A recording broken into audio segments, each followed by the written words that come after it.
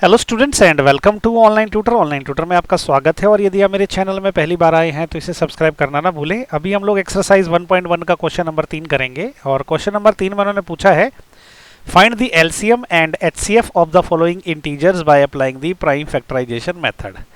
तो अगेन ये वैसा ही क्वेश्चन है जैसा कि आपका पिछला क्वेश्चन था, बस इसमें फ़र्क इतना है कि इस बार जो है आपके पास 3 नंबर दे के रखे हैं। ओके, पिछली बारी 2 नंबर थे, तो ये 3 नंबर के 3 पेयर दे के रखे हो, तो इनको 1 बाई 1 करते हैं। हम लोग यूज़ करेंगे प्राइम फैक्टराइजेशन मेथड। ओके, तो अभी पहले करते हैं। तो इसमें क्या करेंगे, हम सबसे पहले 12 के प्राइम फैक्टर देख लेते हैं क्या होते हैं। ओके, तो 12 का अगर मैं प्राइम फैक्टर निकालूं तो ये क्या हो जाएगा, देखो 2 से चलेगा 6, फिर 2 से चलेगा तो 3 हो जाएगा। तो 12 के प्राइम फैक्टर होंगे 2 इंटू 2 इंटू 3। ओके, फिर 15 के प्राइम फैक्टर निकाल लेते हैं क्या होते हैं वो।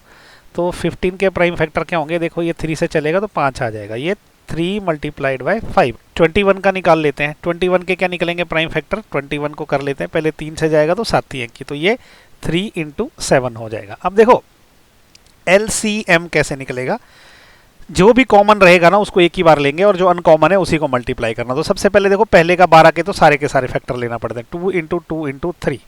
अब नेक्स्ट इसमें क्या है, क्योंकि ये 3 ऑलरेडी हम ले चुके हैं तो ये वाला 3 हम नहीं लेंगे, लेकिन ये 5 लेना पड़ेगा हमें। ओके, क्योंकि ऊपर 5 नहीं है। अभी 3 इंटू 7 है, देखो 3 ऑलरेडी ले चुके हैं हम लोग, इसमें भी ले चुके हैं, इसमें भी ले सकते हैं। 3 हमको छोड़ना है, लेकिन 7 लेना पड़ेगा क्योंकि ऊपर कहीं भी 7 नहीं है, तो ये 7 ले लिया।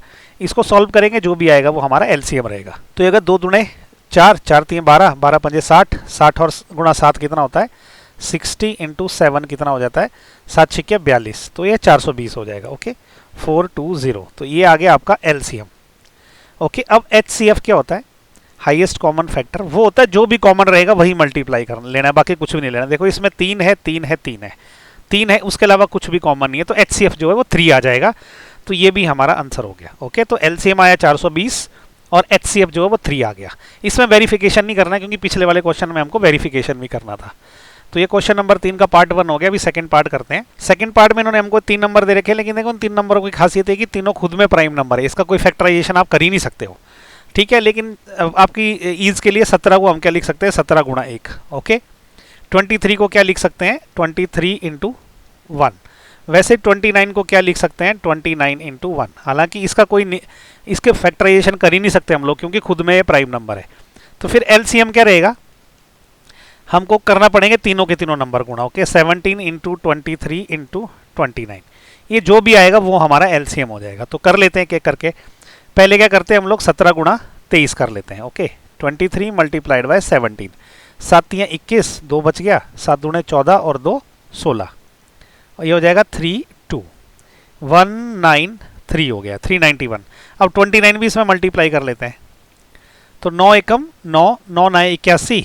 ओके, उसका 1 रह गया, 8 बच गया, और 9 3 27, 27 और 8 होता है आपका 35। क्रॉस लगा, 2 एकम 2, 9 दूने 18 का 8 लगा, 1 बच गया, 3 दूने 6 और 1 7 हो जाएगा। ओके, तो यह आ जाएगा 9 3, 8 और 5 13 होता है, 1 बच गया, 7 और 4 हो गया 11, तो 11339। तो ये आ जाएगा 11339। ओके, तो ये आ गया अपना एलसीएम।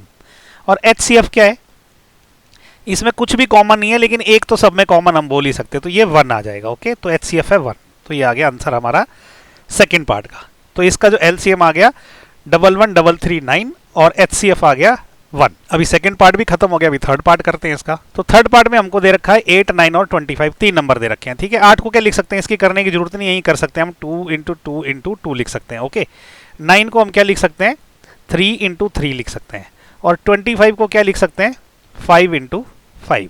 तो देखो एलसीएम क्या लेते हैं हम लोग, जितने भी अनकॉमन फैक्टर है सब मल्टीप्लाई करने। तो पहले में क्या है, 2 2 और 2 है, दूसरे में देखो 3 ऊपर नहीं है तो लेना पड़ेगा, ये वाला 3 भी ऊपर नहीं है तो ये भी लेना पड़ेगा, मल्टीप्लाइड बाय 5 ऊपर नहीं है ये भी लेना है, और ऊपर 5 नहीं है तो ये भी लेना, मतलब ये तीनों नंबर आपस में अल्टीमेटली गुणा करनी है। तो देखो इसको सॉल्व कर लेते हैं। 2 दूने 4, 4 दूने 8, 8 3 24, 24 गुणा 3 कितना होता है 72। ओके, मल्टीप्लाइड बाय ये 5 5 25 हो जाएगा। ओके, तो ये देखते हैं कि कितना बनता है, 72 मल्टीप्लाइड बाय 25, 5 दूने 10, 1 बच गया, 7 5 35 और 1 36, क्रॉस 2 दूने 4, 7 दूने 14, ये हो गया 0, 6 4 10 हो गया, 1 आ गया इधर, 4 और 4 8 हो गया, ये 1 आ गया, तो ये आ गया 1800। तो ये आ गया आंसर। ओके, ये एलसीएम आ गया। एचसीएफ क्या होता है? Highest common factor. देखो इसमें ऊपर कुछ भी कॉमन नहीं है, 3 भी ऊपर नहीं है, नीचे भी नहीं है, तो बेसिकली अगर इसको हम multiplied by 1 multiplied by 1 multiplied by 1 लिखे तो कुछ फर्क नहीं पड़ता है, लिखना नहीं होता, जस्ट मैंने आपको बताने के लिए किया। ओके, इसको लिखने की जरूरत नहीं है। तो यानी कि तीनों में सिर्फ 1 कॉमन है और कुछ भी कॉमन नहीं है, तो इसलिए इसका एचसीएफ जो है 1 आ गया। तो ये हो गया आंसर थर्ड पार्ट का। ओके, तो इसी के साथ जो है 1.1 का जो है क्वेश्चन नंबर 3 खत्म हो गया। मैं उम्मीद करता हूँ आपको मेरे वीडियो पसंद आ रहे हैं। अगर पसंद आ रहे हैं तो उनको लाइक शेयर और सब्सक्राइब जरूर करें। Okay, so thank you so much for watching my video. Thank you.